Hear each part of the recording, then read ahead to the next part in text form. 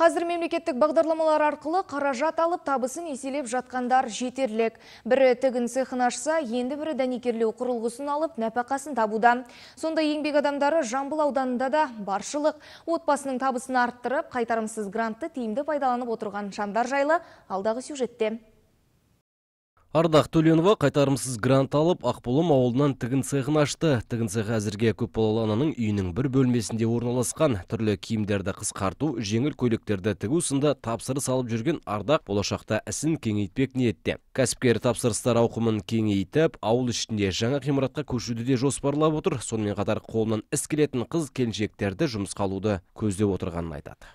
Идея маған негізі апам тіккен көрпе төсек. Содан жәнде от бала болып жүретінбіз. Содан үйренеміз әйтеуір саморучка. Үйренетін апам көрпені қапты, ананың күсік, ананы бүйт деп сөйтіп үйреніп жүрдік. Сөйтіп жүрген кезде тұрмысқа шығып кеттік. Тұрмысқа шыққаннан кейін үйде отырып қаласың ғой, көп бала ана болдық.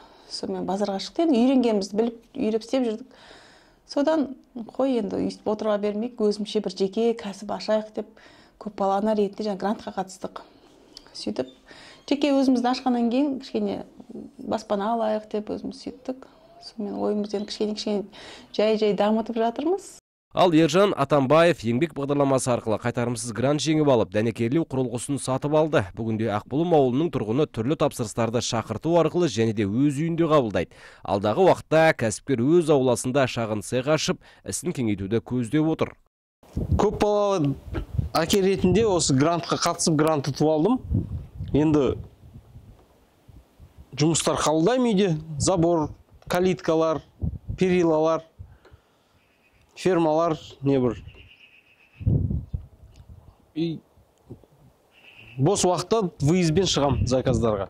Биыл Жамбыл ауданында жаңа бизнес идеяларды іске асыру үшін мемлекеттік грант 400 айлық есептік көрсеткіш мөлшерінде 110 азаматқа 162 миллион 448 мың теңге берілді. Солардың дені өз кәсібін дөңгелетіп отыр.